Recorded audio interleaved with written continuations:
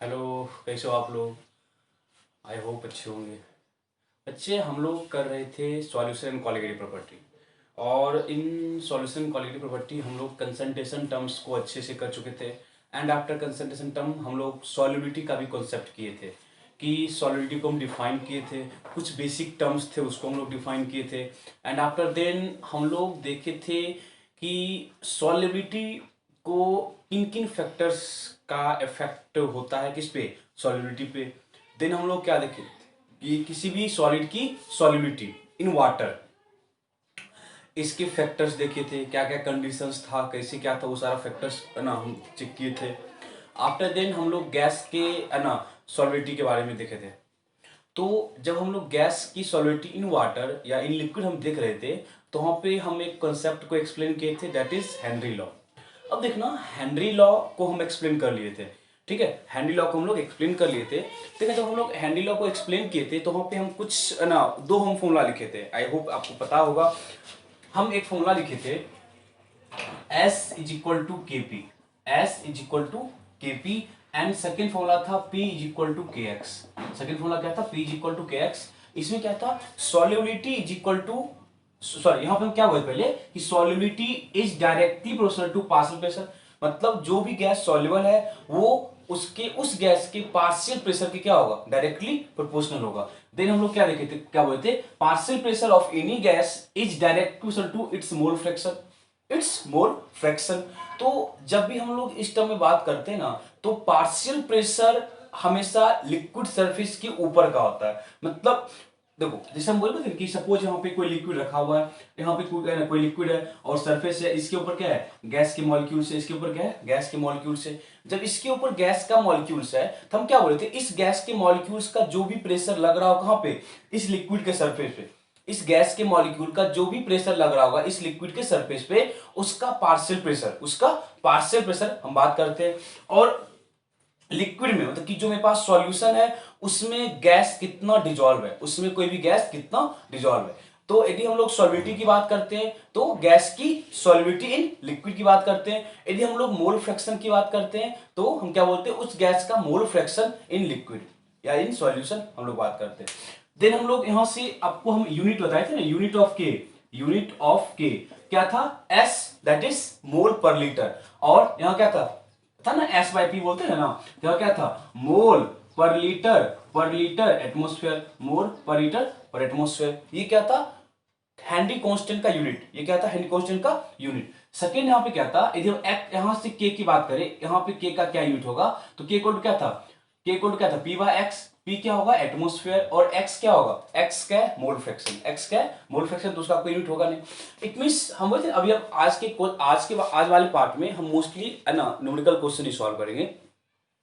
तो जब भी हम लोग न्यूमेरिकल क्वेश्चन सॉल्व करेंगे तो जो आपको हेनरी कांस्टेंट का यूनिट दिया हुआ है उस पर ज्यादा फोकस करना। ओके, हेनरी कांस्टेंट के यूनिट पे ज्यादा फोकस करना, ताकि आपको जो भी उसका है ना बेसिक्स आइडिया है वो आपको क्या हो जाए, पता चल जाए कि जो हेनरी कांस्टेंट के किस यूनिट को हम, सॉरी किस फॉर्मूला को हम लोग यूज करेंगे to solve the numerical, to solve the numerical. I hope आप लोगों को यहां तक का आइडिया होगा। अभी हम लोग क्वेश्चन शुरू करेंगे फ्रॉम बेसिक्स। बेसिक्स हम है ना 5-6 क्वेश्चन करेंगे।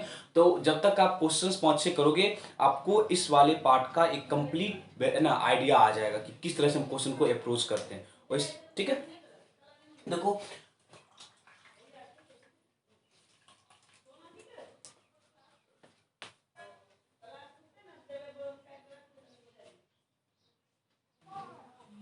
ओके, देखते हैं फर्स्ट क्वेश्चन। जो क्वेश्चन क्या होगा, पहले पहले क्वेश्चंस में डाटा को समझो। तो क्वेश्चन क्या बोला है, calculate concentration of CO2 in soft drink बोतल at partial pressure of CO2 for atmosphere. मतलब देखते हो ना कि जो भी कोल्ड ड्रिंक्स का बोतल होता है ना, जो भी होता है कोल्ड ड्रिंक्स का बोतल, तो उसमें क्या होता है ना कि आप देखते हो जब भी उसको ओपन करते हो तो वहां से है ना जो भी है ना सॉफ्ट ड्रिंक फील्ड है वो क्या होता है, बाहर निकलता है। इसके पीछे का क्या होता है रीजन, कि जो वहां पे कोल्ड ड्रिंक्स है ना, जो भी वहां पे पैक्ड किया गया, वो पैक्ड किया गया at high pressure, at high pressure. देखो जब एट हाई प्रेशर पैक्ड किया गया, और बाहर का प्रेशर क्या होता है, बाहर का प्रेशर क्या होता है, कम होता है। जब हाई प्रेशर पे पैक्ड किया गया तो लिखा ना कि partial pressure of CO2 for atmosphere. देखो गैस का हमको पार्शियल प्रेशर दिया कितना, 4 एटमोस्फेयर। ठीक है, पार्शियल प्रेशर कितना दिया हुआ है, 4 एटमोस्फेयर। कितना दिया हुआ है, 4 एटमोस्फेयर। डाउट यहां तक? ठीक है, अब देखना हमको निकालना कैलकुलेट कंसंट्रेशन। देखो कंसंट्रेशन मतलब है ना, कभी कभी आपको मोल फ्रैक्शन में क्या होता है, कंसंट्रेशन क्या होता है ना कि गैस का अमाउंट क्या है सॉल्यूशन में, गैस का अमाउंट क्या है सॉल्यूशन में। अब ये लोग तुम दिमाग मत लगा लेना कि concentration always stands for molarity या मोलरिटी, इसका कोई मतलब नहीं है। कंसंट्रेशन मींस हम आपको पहले बोल चुके थे, किसी भी सॉल्यूशन में सॉल्यूट का क्या अमाउंट है उसको हम लोग कंसंट्रेशन बोलते हैं, उसको हम लोग क्या बोलते हैं, कंसंट्रेशन। अब देखो हमको पार्शियल प्रेशर दिया हुआ कितना, 4 एटमॉस्फेयर, कितना दिया पार्शियल प्रेशर, 4 एटमॉस्फेयर। अब देखो केएच हमको दिया हुआ ना, केएच कितना दिया हुआ, दिस हम क्या बोले, देखो इसका है यूनिट, देखो मोल पर लीटर पर एटमॉस्फेयर, मोल पर लीटर पर एटमॉस्फेयर। इट मींस डेफिनेटली हम लोग जो फॉर्मूला यूज करेंगे S is equal to K into P, S is equal to K into P, क्योंकि यहाँ पे जो हेनरी कांस्टेंट है उसका जो यूनिट है वो मोल पर लीटर एटमॉस्फेयर है।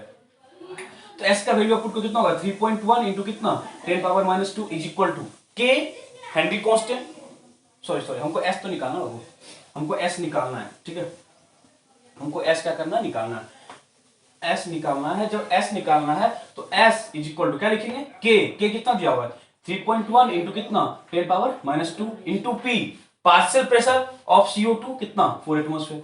तो कुछ नहीं, सिंपल सा क्वेश्चन है, क्या हो जाएगा 12.4 इंटू कितना 10⁻⁻2। अब देखो सॉल्युबिलिटी मोल पर लीटर, यहां बोलोगे सॉल्युबिलिटी क्या होगा, मोल पर लीटर। देखो इसका क्या था, मोल पर लीटर एटमॉस्फेयर, यहां पे क्या था 4 एटमॉस्फेयर, एटमॉस्फेयर एटमॉस्फेयर क्या हो गया, कैंसिल हो गया। तो इसका क्या था, मोल पर लीटर एटमॉस्फेयर, इसका क्या था एटमॉस्फेयर, वो तो कैंसिल आउट हो गया। तो यहाँ पे क्या बचेगा, मोल पर लीटर, मोल पर लीटर, ये क्या हो गया कंसंट्रेशन, दैट इज जो CO2 है उसका कंसंट्रेशन ये होगा, उसका क्या कंसंट्रेशन ये होगा। देखो तो द फैक्ट हम लोग डील क्या किए, जो क्वेश्चन था फर्स्ट ऑफ ऑल वहां पे जो हेनरी कांस्टेंट था उसके यूनिट को देखे, तो जो उसका यूनिट था क्या था, मोल पर लीटर एटमॉस्फेयर। जो ही इस चीज को देखे तो मेरे माइंड में ये चीज आ गया कि यहाँ जो हम फॉर्मूला यूज करेंगे वो क्या होगा, S is equal to K P, S equal to K P. तो उसकी हेल्प से हम लोग क्या निकालिए, सॉल्युबिलिटी, देन सॉरी कैसे निकाले, क्योंकि हमको यहाँ पे क्वेश्चन क्या दिया कि जो भी CO2 फील्ड है ना वो at a partial pressure of 4 atmosphere field है, ठीक है। तो यहाँ तक आपको कोई प्रॉब्लम नहीं होना चाहिए, ओके। हम लोग थोड़ा सा क्वेश्चन, हल्का सा क्वेश्चन का लेवल क्या करेंगे, इंक्रीज करेंगे। तब तक आप जल्दी से इसको नोट करो, जल्दी से इसको नोट कर लो।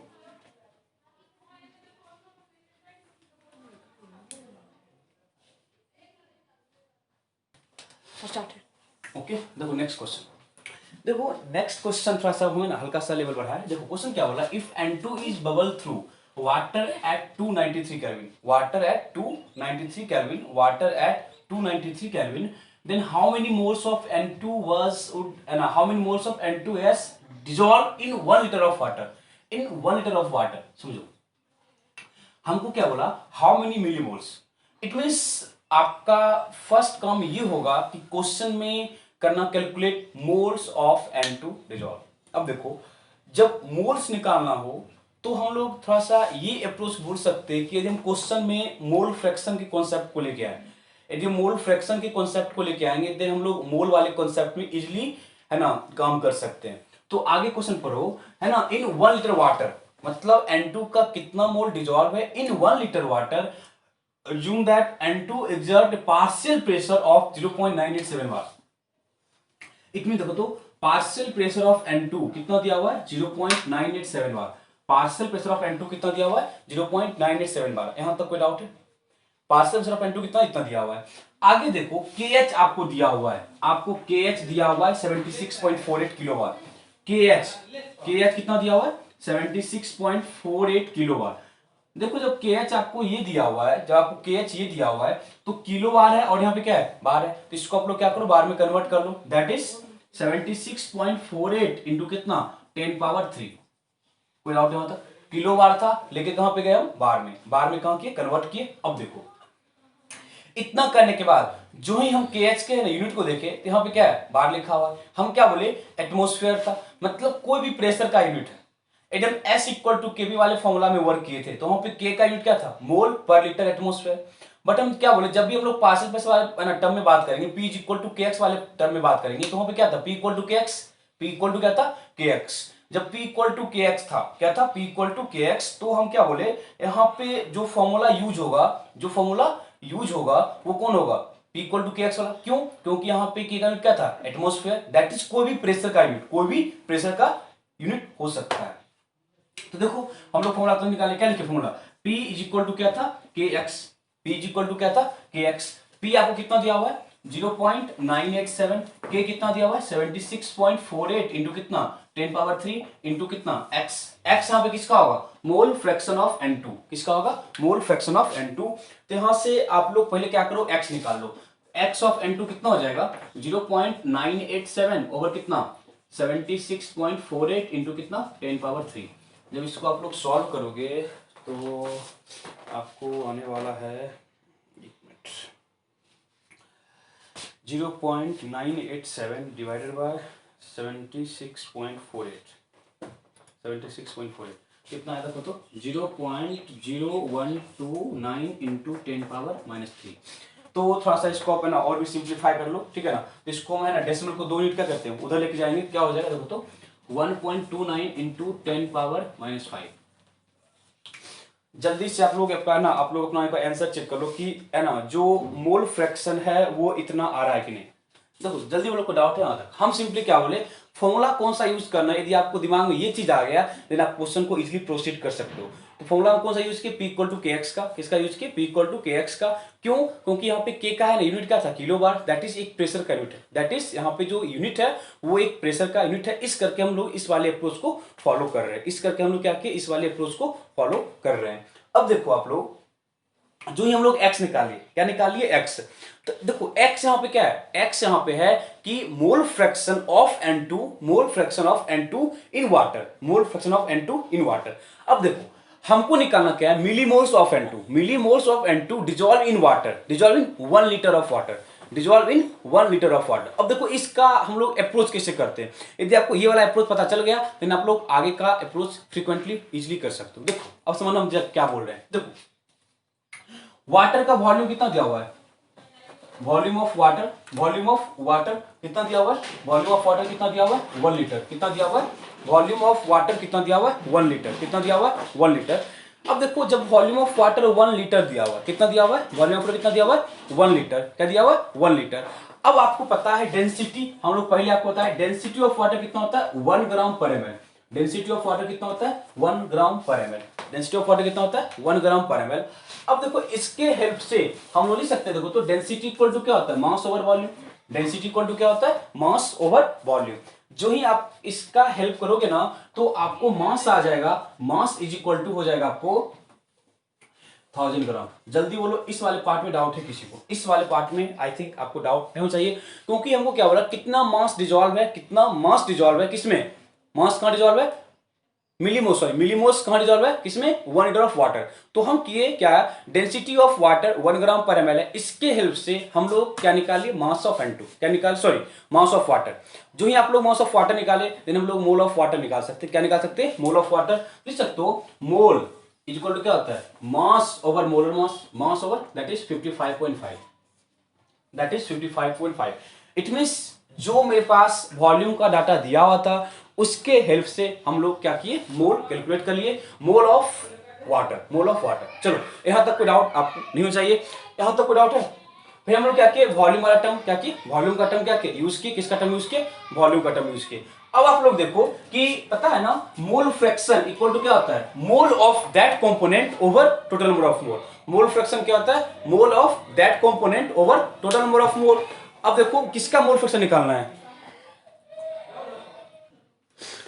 ओके अब देखो पता है ना मोल फ्रैक्शन क्या होता है, यदि हम x ऑफ N2 लिखे, हम क्या लिखे x ऑफ N2, तो मोल फ्रैक्शन क्या होता है mole of that component over total number of mole, mole of that component over total number of mole. देखो इट मींस क्या लिखेंगे मोल ऑफ, देखो तो मोल ऑफ N2 ओवर क्या लिखेंगे मोल ऑफ N2 प्लस क्या लिखेंगे मोल ऑफ वाटर, क्या लिखेंगे mole of N2 plus mole of water. अब देखो हम एक चीज यहां क्या बोलेंगे, देखो जब भी हम लोग हेनरी कांस्टेंट वाले क्वेश्चंस को सॉल्व करते हैं, जब भी हम लोग हेनरी कांस्टेंट के क्वेश्चंस को सॉल्व करते हैं तो ये होता है ना कि गैस की सॉल्युबिलिटी, गैस की सॉल्युबिलिटी इन वाटर बहुत ही कम होती है, solubility of gas in water क्या होता है बहुत ही कम होता है। अब देखो जब हम ये पॉइंट बोल रहे हैं कि गैस की सॉल्युबिलिटी बहुत ही कम होती है तो आप लोग ये बोल सकते हो ना इसका ये मतलब होगा कि जो गैस के मोल हैं, जो गैस के मोल हैं इन लिक्विड, गैस के मोल जो हैं इन लिक्विड वो क्या होगा बहुत ही कम होगा। गैस का मोल लिक्विड में क्या होगा, बहुत ही कम होगा। इट मीन्स हम ये बोल सकते हो, हम वही लिख रहे हैं। आप लोग बच्चे क्या करो, पहले इस वाले डाटा को जल्दी से लिखो, इस वाले डाटा को जल्दी से हम इसको क्या रब करेंगे, फिर हम आगे प्रोसीड करते हैं। इस वाले को आप लोग जल्दी लिखो, लिख लिया इसको, देखो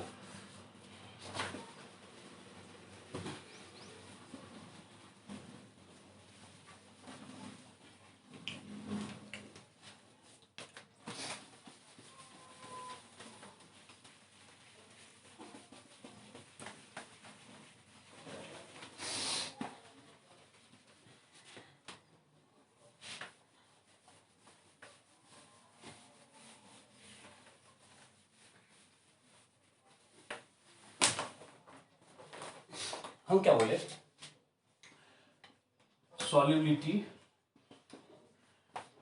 solubility of gas in liquid is very less, therefore mole of N2, जो N2 का मोल है वो बहुत ही कम होगा as compare to mole of water. हम बोले कि यदि सॉल्युबिलिटी बहुत ही कम है, इसका यह मतलब होगा कि जो भी उस गैस का अमाउंट है, वो क्या होगा, बहुत ही कम होगा। किसके रिस्पेक्ट में, वाटर के रिस्पेक्ट, किसके रिस्पेक्ट में, वाटर के रिस्पेक्ट में। इसका यह मतलब हुआ कि जहां पे mole of N2 plus mole of water लिखा हुआ है उसको नियरली मोल ऑफ वाटर लिख सकते हैं। इससे बोलो डॉक्टर किसी को, देखो हम ये मान के चलते हैं हमेशा, जब भी आप लोग हेनरी कॉन्स्टेंट के क्वेश्चन को सॉल्व करते हो तो हमेशा ये मान के चलो कि जो गैस के अमाउंट है वो वाटर में बहुत ही कम होता है, दैट इज सॉल्युबिलिटी क्या होता है, बहुत ही कम होता है। इसको हम लोग प्रूव भी करेंगे, इस वाले डाटा को हम लोग प्रूव भी कर लेंगे। यहां पे देखो, अब इस वाले क्वेश्चन से आओ, x of N2 that is equal to n of N2 over क्या था, n of N2 plus n of water, यही था ना, n of N2 plus n of water। तो हम सिंपली क्या लिखेंगे, n of water that is mole of water। तो यहां से क्या लिखेंगे, mole of water is equal to क्या लिखोगे, x ऑफ N2 इंटू क्या लिखेंगे, मोल ऑफ वाटर। x कितना आया था मेरे पास, x कितना आया था, x कितना आया था, एक मिनट, हाँ x था I think 1.29 into 10 power -5 into कितना, मोल ऑफ वाटर कितना है 55.5, मोल ऑफ वाटर कितना है 55.5, इसको मल्टीप्लाई करो तो 1.29, एक मिनट, 1.29 इंटू 55.5 तो 71.5, 71.5 इंटू 71 इंटू 5 इंटू 10 पावर कितना -5, यदि आपको सिंप्लीफाई करो 7.15 इंटू कितना 10 पावर -4, कितना होगा 10 पावर -4, 10 पावर कितना होगा,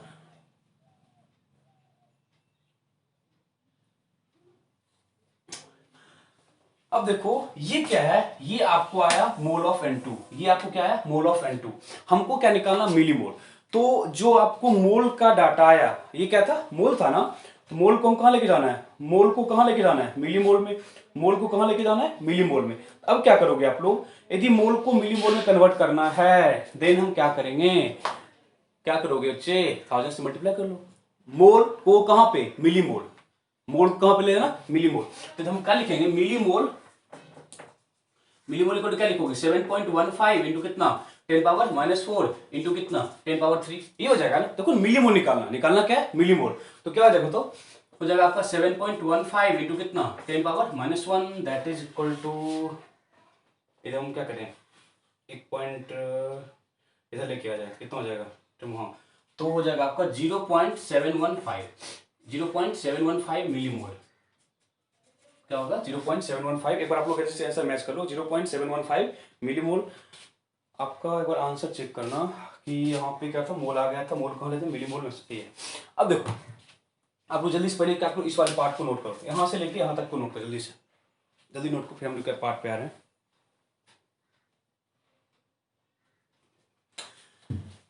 जल्दी से नोट करो। देखो हम क्या बोले, जब हम लोग मोल फ्रैक्शन निकाले, क्या निकाले, मोल फ्रैक्शन, देन हमको डाटा क्या, डाटा हमको ये दिया हुआ कि जो है ना N2 का मिलीमोल निकालना कहां पे, वाटर में। हम क्या बोले, जब भी आप लोग हेनरी कांस्टेंट वाले क्वेश्चन को सॉल्व करोगे तो आप लोग ये मान के चलो कि जो गैस डिजॉल्व है उसका अमाउंट बहुत ही कम है, उसका अमाउंट क्या है, बहुत ही कम है।